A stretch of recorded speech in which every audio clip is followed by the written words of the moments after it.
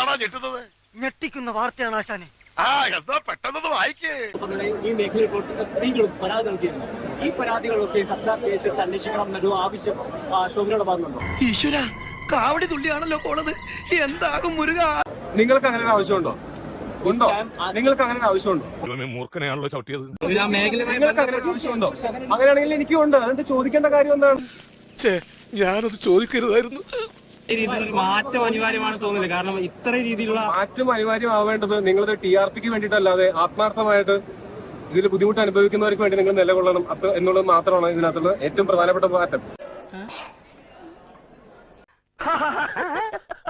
ഇളയപ്പറ്റൊരു കാര്യം വിറ്റാണ്, ആള് ഭയങ്കര വിറ്റാണ്. മാറ്റം അനിവാര്യമാവേണ്ടത് നിങ്ങളുടെ TRPക്ക് വേണ്ടിയിട്ടല്ലാതെ ആത്മാർത്ഥമായിട്ട് ഇതിൽ ബുദ്ധിമുട്ട് അനുഭവിക്കുന്നവർക്ക് വേണ്ടി നിങ്ങൾ നിലകൊള്ളണം എന്നുള്ളത് മാത്രമാണ് ഇതിനകത്തുള്ള ഏറ്റവും പ്രധാനപ്പെട്ട മാറ്റം. ഇത് വടി കൊടുത്ത് അടി വാങ്ങുന്ന പരിപാടിയാണല്ലോ ബാബു. അത് വേണ്ടായിരുന്നു. എന്ത്? അവനോട് അങ്ങനെ പറയണ്ടായിരുന്നു. സിനിമയ്ക്കകത്ത് മാത്രം നടക്കുന്ന കാര്യമാണെന്ന് നിങ്ങൾ പറയുന്ന സമയത്ത് അതല്ലെന്നും മാധ്യമ സ്ഥാപനങ്ങൾ നടത്തുന്ന കാര്യങ്ങൾ എനിക്ക് കൃത്യമായിട്ട് അറിയാം, നിങ്ങൾക്കും കൃത്യമായിട്ട് അറിയാം. അപമാനിച്ചേ ഞാൻ പോയിക്കോട്ടെ. അപമാനത്തിന് തന്നെ അപമാനമാണ് നീ.